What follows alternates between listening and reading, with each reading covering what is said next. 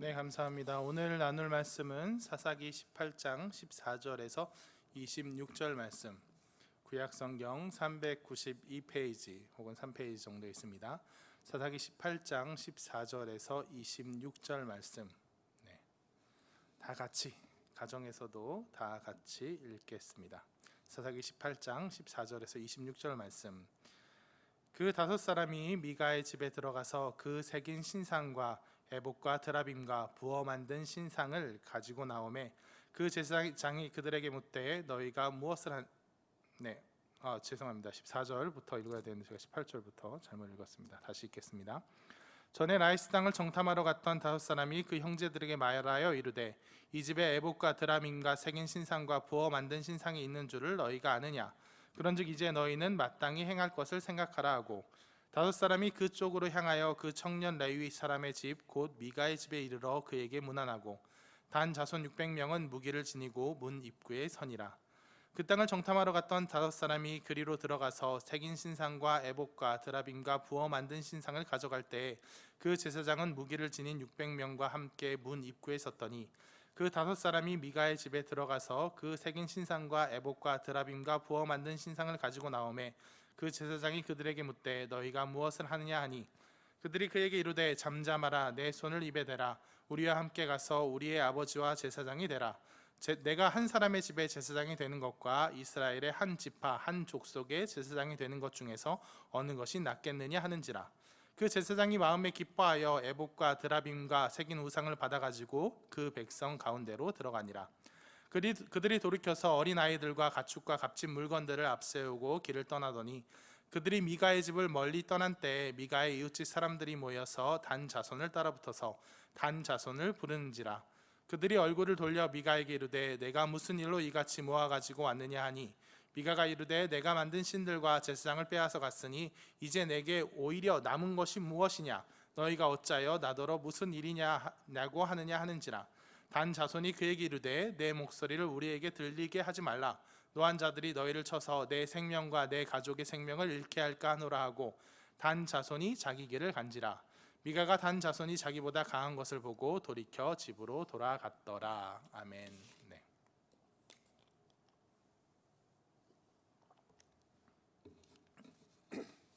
네, 오늘은 자동 판매기 신앙이라는 제목으로 설교하도록 하겠습니다. 그 직업 중에 편하게 놀면서 돈 번다라는 이미지가 있는 그런 오해를 받고 있는 직업들이 있습니다. 대표적으로 뭐가 있을까요? 얼핏 떠오르는 거는 이제 프로게이머 아니면 연예인 이런 사람들이 있습니다. 자기네들 좋아하는 게임만 실컷 하는데 자기들끼리 웃고 떠들면서 즐기는데 돈을 버네? 부럽다. 사실 너무 피상적인 생각이죠. 물론 즐겁고 자기 성격에 맞아 시작한 일이긴 하겠지만 그 안에는 또 치열한 노력과 자기 절제가 있고 이게 또 아무리 좋아하는 일이라도 이게 일이 돼버리면 또 다르거든요. 최근에 맛있는 녀석들이었나요? 누가 그걸 보면서 야, 나는 돈이 없어서 못 먹는데 저 사람들은 돈 받으면서 맛있는 거 먹으러 다니네 막 이런 소리를 들은 적이 있는데 이 역시 크게 잘못된 생각입니다. 저도 나름 먹어봐서 아는데 그분들만 못하지만 저도 나름 먹어봐서 아는데 많이 먹는 것도 쉬운 일이 아니에요. 힘들어요. 힘들면 먹지마 하겠지만 그건 또 싫습니다. 처음부터 격가지로 많이 얘기가 빠지고 있는데 다시 돌아가면 그렇게 편하게 놀면서 돈 번다는 그런 시선을 받고 있는 직업 중에 한 가지가 또 영화평론가가 있습니다. 자기가 좋아하는 영화를 실컷 보는 게 일이라고 사람들이 부러워하죠. 그런데 이 사람들도 또 고충이 있어요. 누군가 영화평론가 중 한 명이 이야기를 이렇게 하더라고요.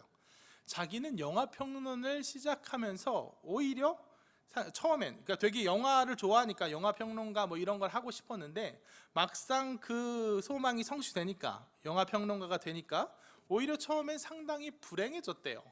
왜 그러냐? 이제 영화를 그대로 즐기지 못하게 됐다는 겁니다. 예전에는 그냥 영화 보는 게 그냥 마냥 즐겁고 재미있고 그냥 맘 편히 보면 되니까 2편 보고 3편 보고 하루에 4-5편까지도 봤는데 이제는 이제 평론을 해야 돼 하고 이제 생각을 하고 이제 영화를 보니까 오히려 잘 집중도 안 되는 것 같고 한 편 보는 게 엄청나게 힘들고 인상적인 표현이 있었어요. 그 사람 말 중에 예전엔 영화를 보면서 진짜 재밌다, 신난다 했는데 이제는 이건 재밌는 영화야, 이건 신나는 영화야, 뭐 10점 정도면 한 9점 정도는, 8점 정도는 줄 수 있겠네 하고, 재미있는 영화네, 재밌다가 아니라 재미있는 영화네 하고 평가한다는 거예요. 누리지 못하고 그저 분석하고 평가하기에만 바쁘다는 거예요. 그래서 한동안 불행하다가 요즘은 나름 방법을 찾았답니다. 요즘은 영화를 보면 어떻게 하냐, 기본적으로 2번 본대요. 한 번은 그냥 아무 생각 없이 푹 빠져서 보고, 보는 중에는 평론 뭐 이런 거 전혀 생각 안 하다가 다 보고 나서야 어땠지? 하고 이 영화는 어땠더라? 하고 생각하고, 그걸 토대로 2번째에 다시 보면서 그 생각과 평가에 따라서 분석을 한다는 거죠. 물론 기본이 2번이고 뭐 평론하려면 3번도 보고 4번도 보고 해야 된답니다.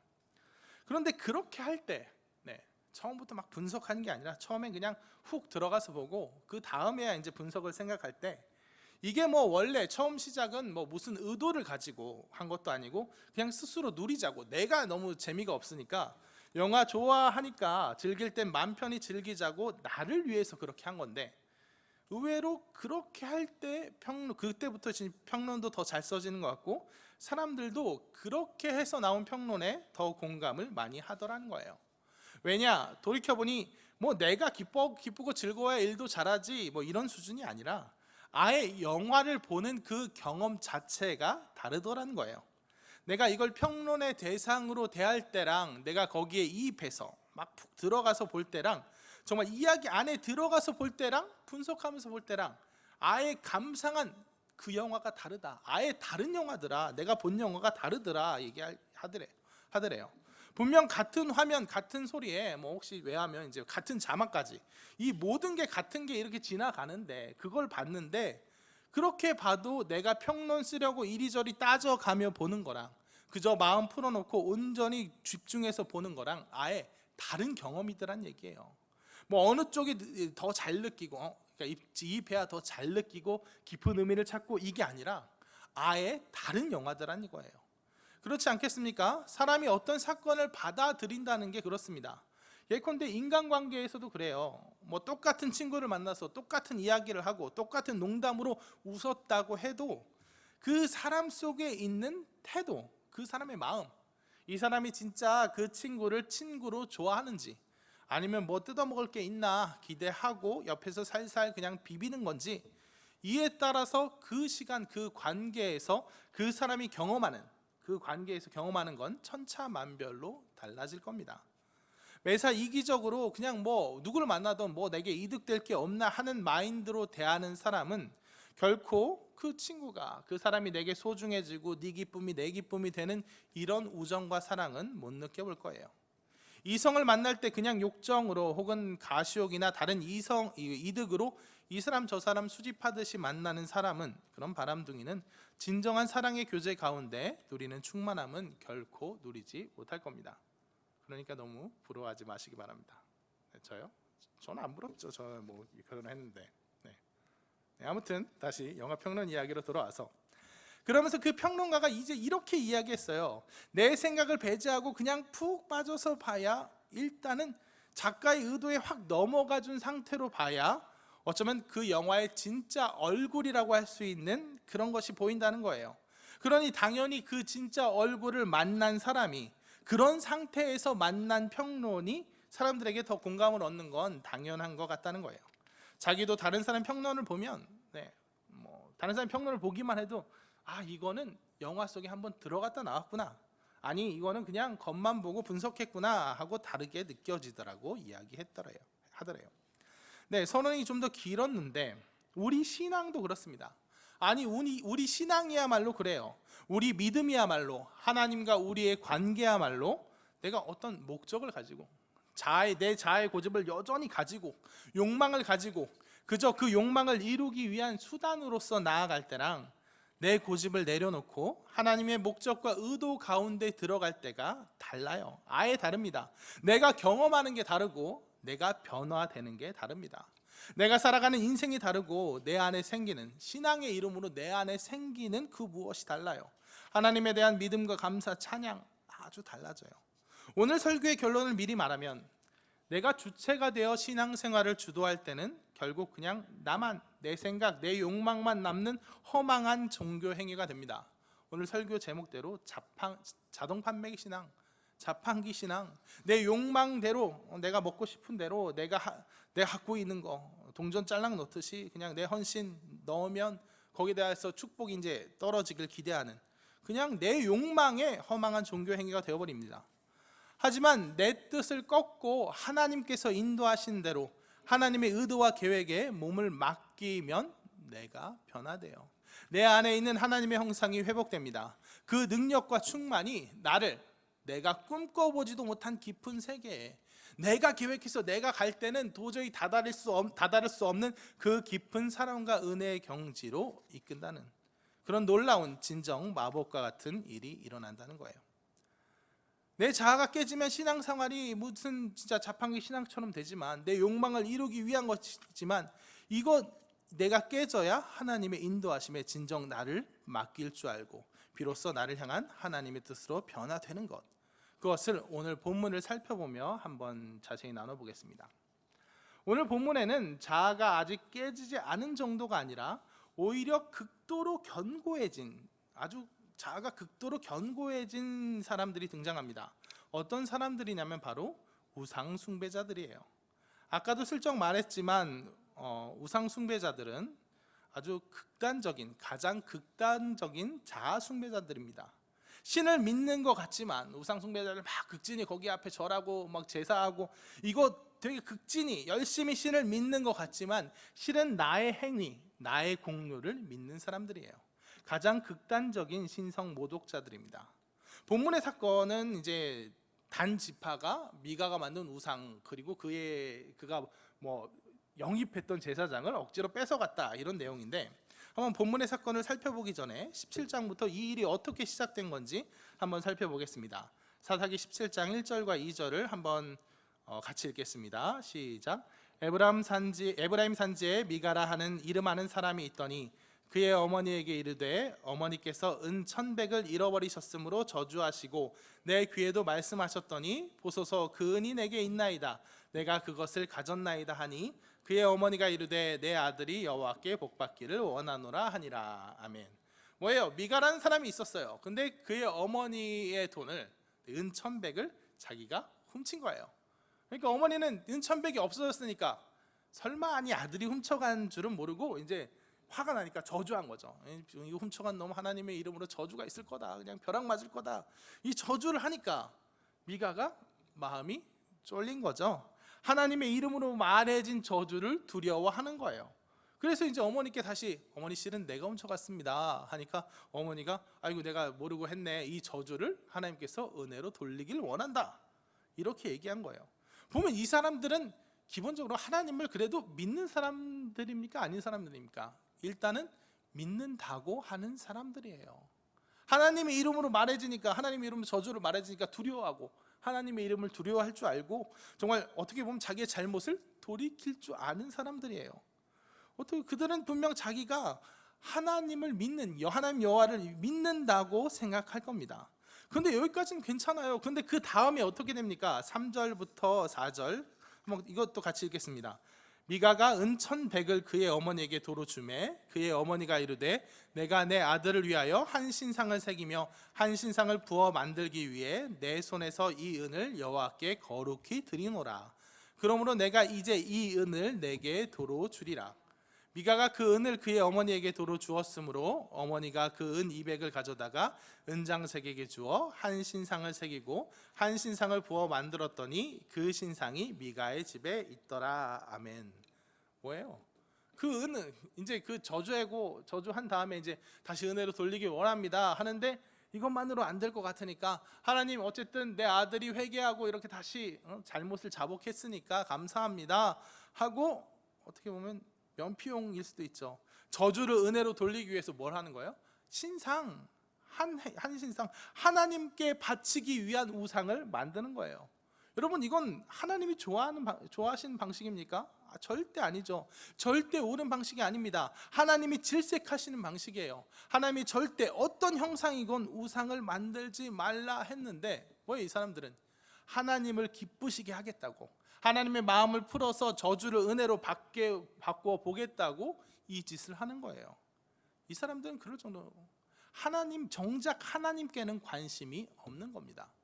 하나님의 이름을 두려워하고 하나님 내가 혹 저주를 받을까 어쩔까 거기에는 관심이 있는데, 하나님과 나 사이의 관계에 있어서 내가 하나님의 기분을 잘 만족시키고 어쩌고에 따라서 그 신앙 내 활동에 따라 내가 벌받고 혹은 축복받고 저주받고 은혜받고 이거에는 내가 어떻게 되느냐에는 관심이 있는데 하나님 자체에 대한 관심이 없는 거예요.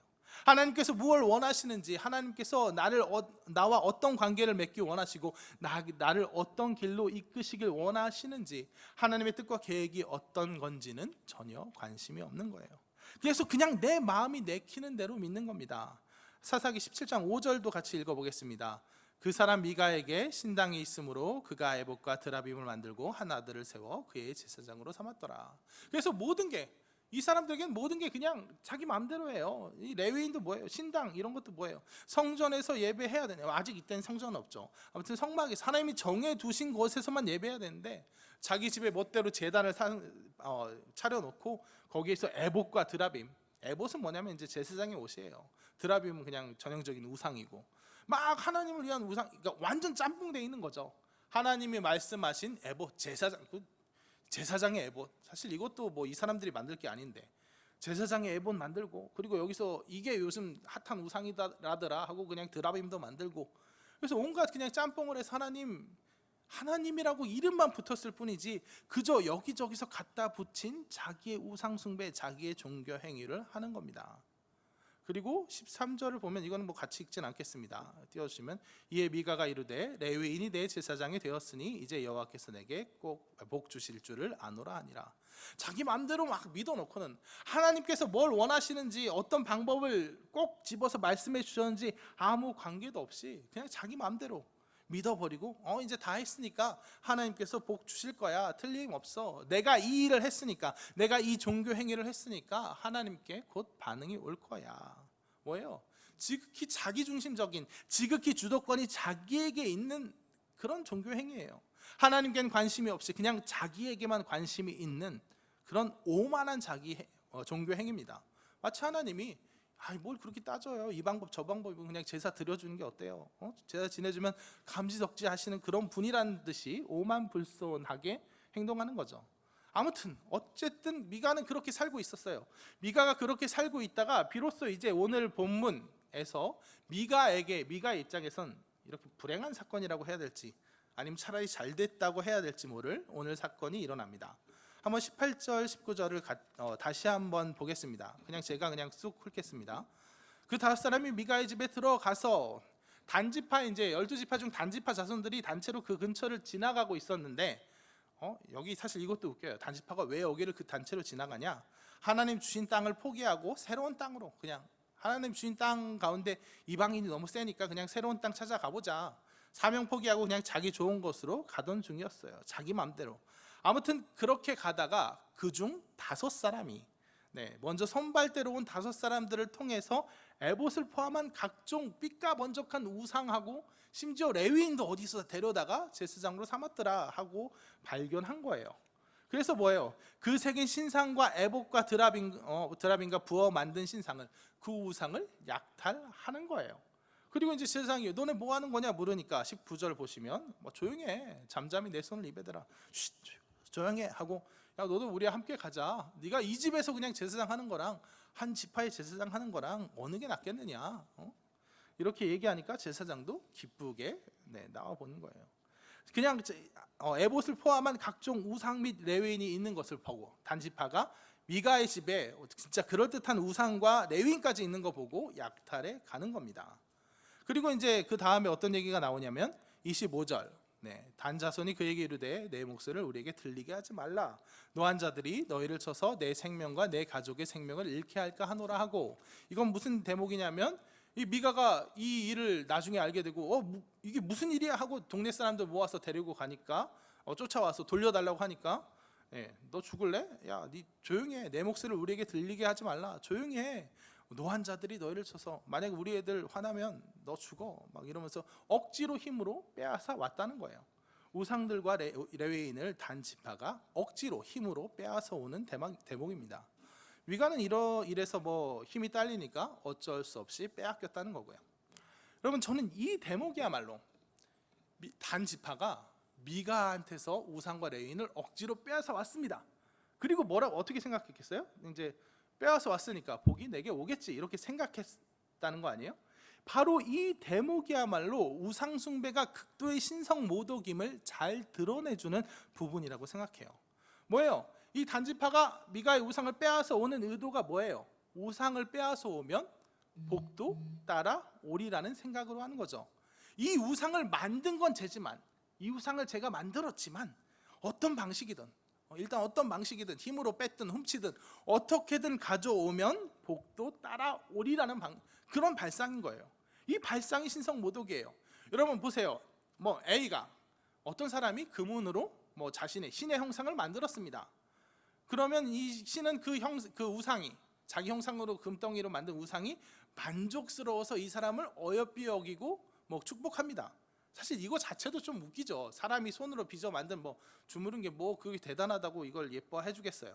근데 뭐 이거는 뭐 그 만든 정성을 봐서 뭐 이런 설명이 가능하니까 넘어갑시다. 우상 만들면, 어떤 사람이 우상을 만들면 신이 예뻐 하고 걔한테 축복을 내려주는 거, 여기까지는 뭐 이해해 보자고요.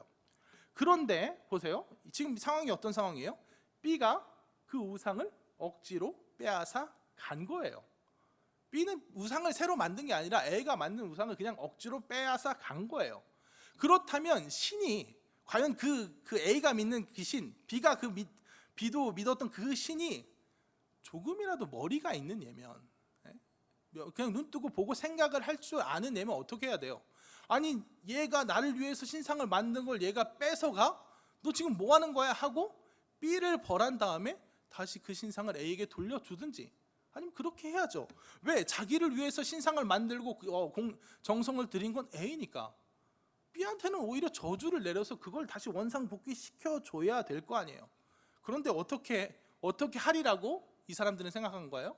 A가 신상을 만들었지만 그래, A야 신상 만들었으니까 내가 이뻐해 줄게 하고 축복을 내리다가 B가 억지로 뺏어갔는데, 억지로 뺏어갔건 뭐건 그건 모르고, 그거는 뭐 생각할지도 모르고 판단할지도 모르고 신상 이쪽에 있어? 하고 그냥 여기다가 축복을 내린다는 거예요. 이제 우상이 여기로 옮겨졌으니까 자동적으로 이 축복이 여기로, 신이 여기로 축복한다는 거예요.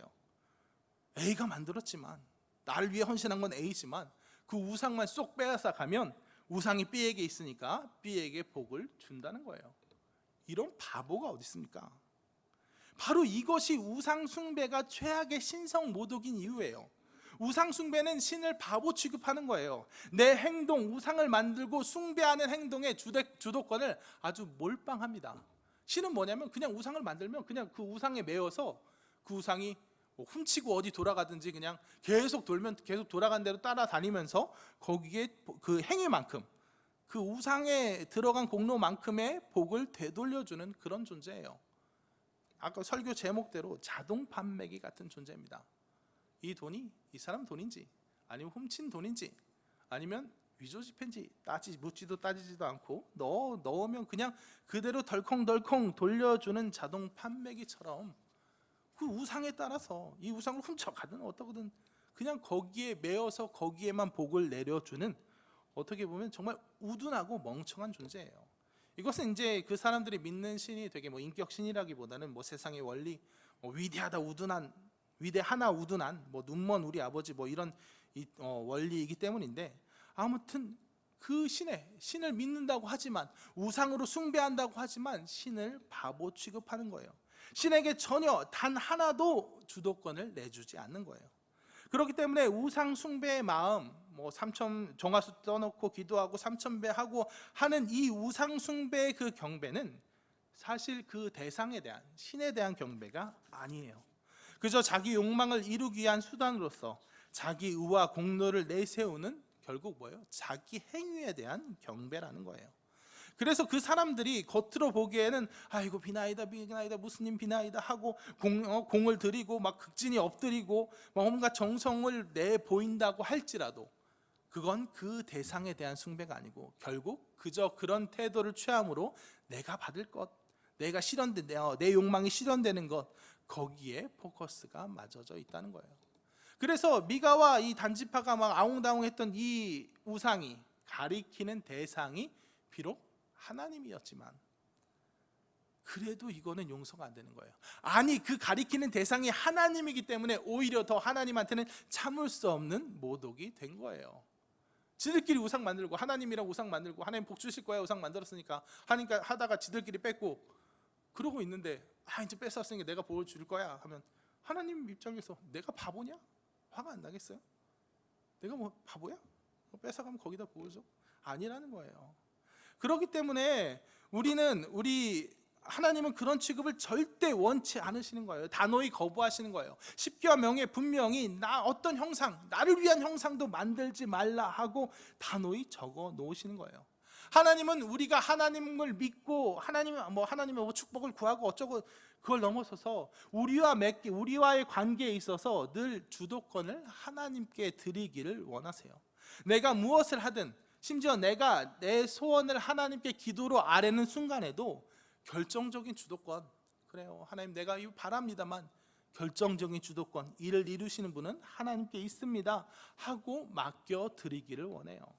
내 마음대로 따라주시는 게 아니라 내가 앞장서면서 하나님 어서 따라오세요, 내가 이렇게 좋은 길로 가고 있잖아요, 내가 심지어 하나님을 기쁘게 하기 위한 그런 명분과 누가 봐도 괜찮은 일로 나아가면서 하나님 내가 지금 전도 열심히 하고 있잖아요, 그러면서도 내가 주인 돼서 하나님 빨리 능력을 나타내 주세요 하는 게 아니라 그 어떤 길로 가는 와중에서도 하나님의 인도하심을 기다리고 하나님께 주도권을 내어드리기를 간절히 원하세요. 내가 소망한 대로가 아니라 하나님께서 가장 좋은 길로 이끄시고 있음을 믿고 기다리게 원하세요. 왜 그렇습니까? 이거는 아까도 말했지만 내가 주체가 되는 사람과 하나님이 주체가 되는 사람, 하나님과 우리의 관계에 있어서 그 사람이 겪는 신앙생활, 그 경험에 있어서 그 둘이 아예 다른 경험을 하기 때문이에요. 내가 앞장서서 나아가면서 하나님 내 뒤 따라오세요, 내 욕망, 내 생각, 내 주관과 판단을 주체로 하나님과 신앙생활하는 그 사람이 경험하는 하나님과, 아까 우리가 불렀던 찬양대로 주님 말씀하시면 내가 나아가리다, 뜻이 아니면 멈춰서리다 하면서 하나님께 주도권을 드리고 하나님의 인도를 따르는 사람이 경험하는 그 하나님은 다른 하나님이기 때문이에요. 아까 영화, 연애 이야기했죠. 영화 내가 분석하며 판단하며 내가 따지며 내가 주체가 돼서 그 영화를 보면 그 영화 속으로 들어가지 못하고 내가 그 안에 들어가야 그 진짜 영화가 하는 이야기를 내가 한번 경험할 수 있다는 거. 마찬가지예요. 하나님께서 우리를 이끄시는데, 하다못해 영화도 그런데 하나님께서 이 온갖 상황과 온갖 일들을 통해서, 사건들을 통해서, 우리가 겪는 일들을 통해서 우리를 이끄시길 원하는데, 그러면서 우리를 변화시키고 하나님의 그 뜻과 계획을 정말 가운데 깊이 누리기를 원하시는데, 내가 주체가 되어 있으면, 내가 주관자가 되어서 이것이 내 취향에 맞느니 안 맞느니, 내 생각에 맞느니 안 맞느니, 내게 이득이 되나 손해가 되나, 난 이런 건 싫은데, 이렇게 흘러가는 사람은 진정 하나님께서 우리를 통해, 우리의 상황을 통해, 우리의 신앙생활을 통해 하고자 하시는 그 말, 우리를 통해 이루시고자 하는 그 계획을 제대로 알지 못한다는 거예요. 그저 자아만 공고해질 뿐이라는 거예요. 내가 하나님을 믿는다고 하면서도, 하나님 말씀대로 살아간다고 하면서도 정말 내가 주관자 되어서 믿는 사람, 그렇게 신앙생활을 하는 사람은 그냥 자아만 공고해질 뿐이에요. 하나님, 신앙, 축복, 이런 신앙의 표피만, 그럴듯한 해 보이는 단어만 빌려왔을 뿐 실은 그저 내가 하고 싶은 것의 연장일 뿐이라는 거예요. 내가 축복받고 싶고 내가 잘 나가고 싶고 이렇게 한 이 욕망의 연장, 설령 그것이 이 땅의 것이 아니라 이 땅 이후 저 하늘나라 가서 누려야지 하는 거라고 해도 그냥 그게 욕망의 투소일 뿐이에요. 이건 오해가 될 수 있는 부분이니까 주의 깊게 들어주시면 좋겠습니다. 기복신앙이라는 거, 내가 주관돼서 아까 우상숭배 얘기하고 이런 것도 다 기복신앙이죠. 기복신앙이라는 게 내가 여기 사는 동안 이 땅에서 복받아야지, 물질 명예 다 누려야지 하는 것만 기복신앙이 아닙니다. 나는 이 땅에서 소망을 두지 않습니다. 나중에 천국에서 하나님 곁에서 누릴 삶을 바라봅니다 하고 되게 신앙적인 것 같은 표현으로 이렇게 포장된다고 해도, 그가 바라보는 게, 그가 얘기하는 천국의 삶에 대한 그 소망을 가지고 기대하는 게 그저 이 세상 내가 누리는 것의 연장일 뿐이라면, 무슨 말이냐면, 그냥 그가 천국의 삶을 원합니다 하는데 천국에선 늙지도 않고 영원히 젊어져서 부귀영화 누리고 즐거움 누리고, 예수님 잘 안 믿는 사람 보면, 안 믿어서 이제 고통받는 사람 보면서 쯧쯧쯧 하면서, 나보다 덜 열심히 믿은 사람보다 내가 더 칭찬받아서 뿌듯하고 자랑스러워 하면서 한 자리 차지해야지, 이게 그 사람의 내심이라면, 네? 이 땅의 것이 소망이 아니라 천국 소망입니다 하는데 그 천국 소망을 구성하는 게 결국은 내 욕망, 내 욕구, 내 교만이라면 그거야말로 어찌 보면 되게 음흉하고 악질적인 기복신앙이에요. 안 그런 척하면서 오히려 더 큰 거 바라는, 이 땅에서의 소소한 게 아니라 저쪽에서 영원히 왕창 크게 아주 한몫 땡기겠다 하는 그런 스케일, 바라는 스케일이 커졌을 뿐, 내 욕망을 이 땅의 것에서 저 천국의 것으로 그냥 그게 더 좋다 그러니까 유예시켰을 뿐이지, 여전히 목적은 나를 유익해 하는 것, 내 자아를 만족시키고 쾌락을 얻고 교만을 만족시키는 그런 욕망으로 가득 차 있는 그런 기복신앙인 거예요. 여전히 그런 사람에겐 여전히 그런 욕망들이 나를 대표하는 겁니다. 설령 그런 사람은 이 땅에서 어떤 종교적인 체험을 하고 막 어떤 은혜를 받고, 이른바 말씀 듣다 은혜 받고 막 기도하다가 눈물이 터져 나오고 하더라도 그것이 그를 변화시키지 못해요. 내 자아는 오히려 내 자아를 더 공고하게 하고, 그래 나도 다 이렇게 기도하면서 눈물로 기도도 해봤어, 뭣도 해봤어, 오히려 내 교만 혹은 내 종교적인 감정을 만족시키는 그런 도구로만 사용되는 거예요. 그러니 우리는 어떻게 해야 됩니까? 주도권을 하나님께 넘겨야 돼요. 우리의 견고한 아집을 해체하고, 내가 하겠습니다, 내가 계획할 테니까 하나님 나를 이끄세요, 심지어 정말 하나님의 일을 한다고 하면서도 하나님 제가 계획 다 세워놨습니다. 저 같으면 그런 함정에 어떤 함정에 빠지겠어요? 하나님 제가 계획 다 세워놨습니다. 청년부 다 계획 세워놨고, 그러니까 꼭 이거 들어주셔야 됩니다. 이렇게 해야 됩니다. 저렇게 해야 됩니다. 물론 계획하고 하는 가운데 하나님의 능력이 나타날 걸 기도하지만 그 가운데서도 주체가 내가 되어서는 안 된다는 거예요. 어떤 방식으로 이루어질지는 하나님께 맡겨야 된다는 거예요. 하나님 내 말을 들어주세요, 하나님 내 계획대로 따라주세요가 아니라 하나님께서 일을 이루실 것을 기다려야 된다는 거예요. 그럴 때 비로소 우리의 고집과 생각이 해체가 된다는 거예요. 그럴 때 비로소 하나님께서 이끄시는 대로 하나님 대로 이끄시는 대로 인도되는 가운데 그 경험이 나를 변화시킬 준비가 된다는 거예요. 여러분, 신앙생활 내가 주관자 돼서 내가 주도권을 갖고 내가 해봐야 나는 변화되지 않습니다. 왜요? 주체가 내기 때문이에요. 하나님께서 우리에게 원하시는 변화는 그냥 우리가 조금 더 힘내봐, 그래서 좀 더 나를 단련하고 수련하고 수양하고 그래서 좀 나은 사람이 되는 그런 변화가 아니라, 정말 그렇게 내가 힘내서 내가 노력하면 할수록 오히려 그 견고해지는 그 자아를 반대로 깨어져 버리게 하는 것, 반대로 힘을 빼는 것, 그것이기 때문에 내가 주체가 된 노력으로는 안 되는 거예요. 여러분, 사랑해야지. 네, 하나님께서 우리에게 원하시는 대표적인 그것이 바로 사랑 아닙니까? 사랑해야지 하고 의식적으로 노력하면 사랑이 됩니까? 아니에요. 의식적으로 사랑해야지 해서 사랑이 되는 게 아니에요. 그것은 내 주관적인 노력으로 달성되는 게 아닙니다. 왜? 우리 자체에 그럴 능력이 이미 없으니까. 하나님이 하셔야 되는 거예요. 우리를 이끄시는 가운데 때때로는 고난을 주시고, 때로는 어려움을 주시고, 때로는 제가 늘 얘기하는 아이를 낳게 하시고, 아이라는 큰 고난 가운데 정말 내 몸 인생이 피폐해지는 가운데, 그럼에도 불구하고 그 아이를 위해서 희생하는 게 기쁨이고 사랑임을 느끼는 그런 가운데, 때로는 정말 내가 불같이 사랑했던 어떤 사람을 만나서 정말 사랑하고 그냥 마음이 가는 이성적인 교제의 감정으로, 그런 사랑의 감정으로 나아갔다가 또 한번 깨져도 봤다가, 그런 모든 상황과 사건을 주재하시는 하나님의 손길 가운데 우리가 비로소 사랑을 알아가는 거예요. 그 인도대로 나아가면서 비로소 하나님께서 나를 깨어지고 부서져서 나를 변화시키게 하는 거지. 정말 이 모든 상황 가운데 이걸 다 내가 통제하고 다 내가 생각하고 내가 견뎌내리라 고집하는 사람은 하나님의 손길 가운데서도 끝끝내 고집을 유지하게 되는 거예요. 그럴 때 하나님께서 나와 함께 동행하시면서 나를 변화시키고자 하시는, 나와 함께 써내려 가고자 하시는 그 신앙의 노래, 그 사랑의 노래를 그냥 듣지 못하게 되는 겁니다.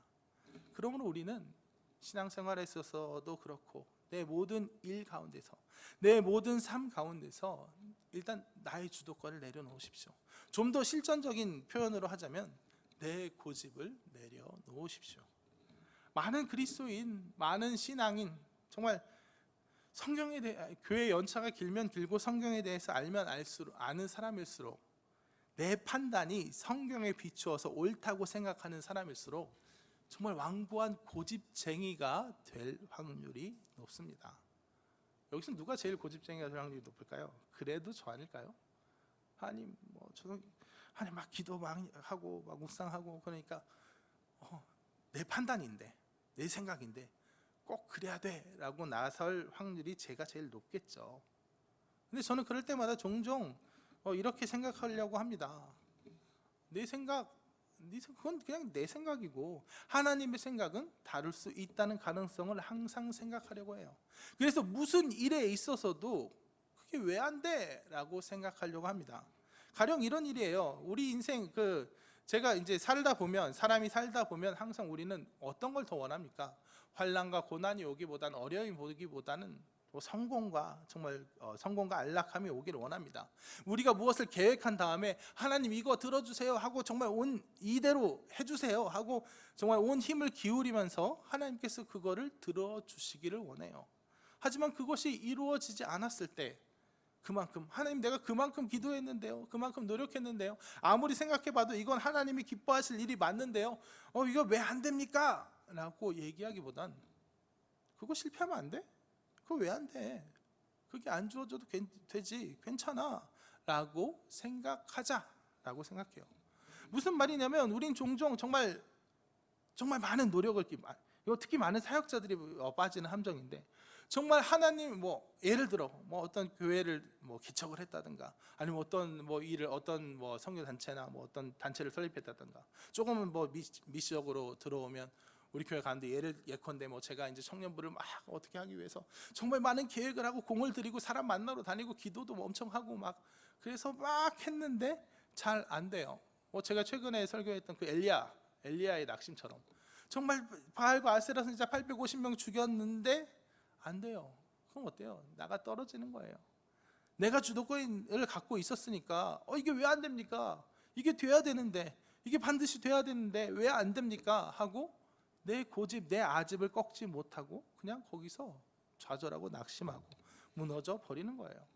하지만 그럴 때 우리는 스스로에게 물어야 됩니다. 저야말로 스스로한테 물어야 돼요. 야, 넌 실패하면 안 되냐? 너는 망하면 안 되냐? 망해도 돼요. 왜요? 누가 망한 사람 누가 더 있어요? 에레미야도 망했어요. 이사야도 망했어요. 하나님 말씀대로 그 사람이 부족해서 망한 게 아니에요. 망했다고 자꾸 하니까 말이 이상하죠. 그 사람이 부족해서, 그들이 부족해서 그들이 사역할 때 사람들이 안 돌아오고 반응이 없고 오히려 그래서 맨날 울기만 하고, 그래서 겉으로만 봤을 땐, 일반적인 기준으로 봤을 땐 열매가 없었던 게 그들이 부족해서가 아니에요. 왜? 하나님의 뜻이 그렇기 때문이잖아요. 그러니까 이사야, 에레미야는 망해도 돼요. 그렇게 돼도 돼요. 아무도 심지어 스데반 정말 능력의 설교를 했고 돌 더 맞으면서도 하나님 저들의 죄를 용서하시옵소서, 모릅니다 저들이 한 일을, 그랬음에도 불구하고 단 한 사람도 돌아오지 않았지만 그러면 안 돼요? 돼요. 왜?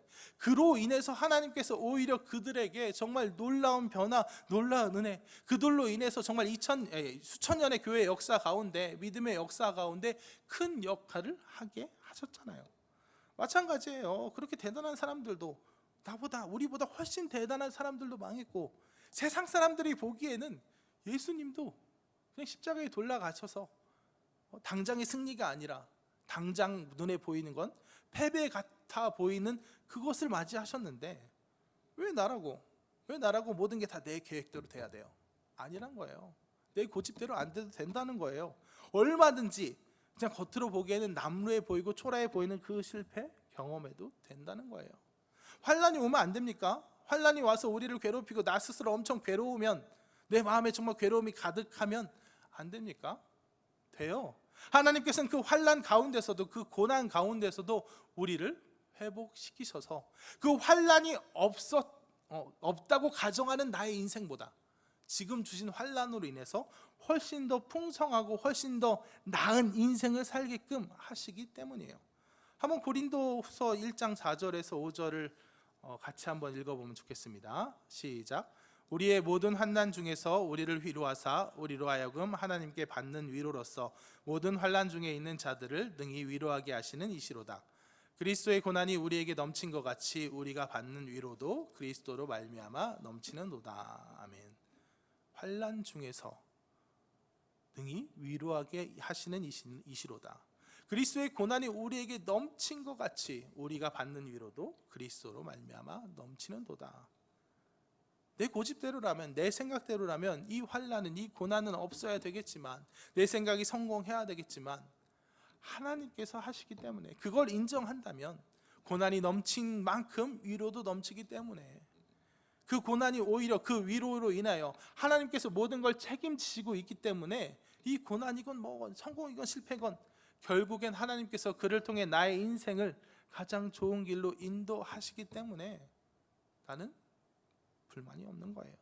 나의 고집을 내세우지 않아도 되는 거예요. 그래서 왜 안 돼? 그래도 돼. 하나님께서 원하시면 그래도 돼 하는 그런 자세야말로 우리가 하나님께서 이끄시는 그 인도하심에 따라가며 우리를 변화시키는 지름길이라는 거예요. 그래서 내 생각을 내려놓고, 내가 꼭 잘 돼야 된다는 생각, 내가 꼭 성공해야 된다는 생각 내려놓고, 또 모든 게 내 생각대로, 그런 사람 있죠. 성경에 비추어 볼 때 이게 맞는 거야, 이게 옳은 거야, 그런데 왜 이대로 안 되지? 하는 그런 결벽을 내려놓고 하나님께서 이끄시는 대로, 모든 것을 선하게 이끄시는 대로 나는 순종하며 나아가는 그런 우리가 될 때 우리 가운데 진정한 평안이 오고 진정한 변화가 생긴다는 겁니다. 그래서 빌립보서 4장 12절을 거의 마지막 결론으로 우리 같이 읽기 원합니다. 시작. 나는 비천에 처할 줄도 알고 풍부에 처할 줄도 알아. 모든 일 곧 배부름과 배고픔과 풍부와 궁핍에도 처할 줄 아는 일체의 비결을 배웠노라. 아멘. 하나님께서 우리를 이끄시는 가운데 내 주도권을 해체해서 하나님께 돌려드리면, 주도권이 내게 있을 때는, 그냥 자판기 신앙에 머무를 때는 그저 나밖에 보이지 않았지만 내 주도권을 하나님께 돌려드리면 하나님이 나를 이끄시는 가운데 풍부가 와도 괜찮습니다, 비천이 와도 괜찮습니다, 모든 일, 배부르건 배고프건 풍부하건 궁핍하건 하나님으로 인해서 기뻐할 수 있는 우리가 됩니다 하는 그런 고백이 나오는 거예요. 그러므로 여러분, 이 어려운 시기에 설교하다가 계속 코로나를 암시하는, 코로나를 의미하는 얘기를 하기가 이젠 지겨워졌어요. 이 어려운 시 그래도 얘기가 나오네요. 이 어려운 시기에 정말 내가 주체가 된 사람, 내가 아직 내 신앙생활 주관하고 있는 사람은 낙심하죠, 낭망하죠. 하나님 너무 답답합니다, 어떻게 해야 됩니까? 하다가 이게 안 되는가 봐 하고 패배하고 낙심합니다. 하지만 우리 걱정할 수 있어요, 근심하고 답답해할 수 있어요. 하지만 끝까지 그러지 않기를 원합니다. 내가 주인이 아니니까, 하나님이 주인이시니까, 주체시니까, 하나님께서 우리를 분명 사랑하시는 하나님께서, 우리 교회를, 한국의 교회를 분명 사랑하시는 하나님께서 또한 이 일을, 정말 이 고난 가운데 위로를 넘치게 하시고 우리를 마침내 회복시킬 그 날이 있음을 굳게 확신하시기 바랍니다. 그렇게 하나님께 주도권을 내어드리며 그냥 거기에 끌려갈 때 비로소 우리 가운데 있는 하나님의 고집, 하나님의 자아가 해체되어서 마침내 하나님께서 원하시는 그 사랑으로, 그 은혜로 이끄실 줄을 진심으로 확신합니다. 우리 모두 하나님을 의지해서 내 자아가 아니라, 하나님이 내 자아를 고집스럽게 유지해 나가는 게 아니라 하나님께서 원하신 대로 변화를 감당할 수 있는 우리가 되기를 진심으로 축원합니다.